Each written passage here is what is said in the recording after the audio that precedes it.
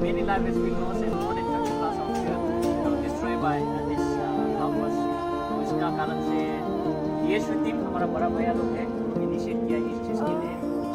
मैं पर्सनली भी बहुत बहुत धन्यवाद देना चाहूँगा।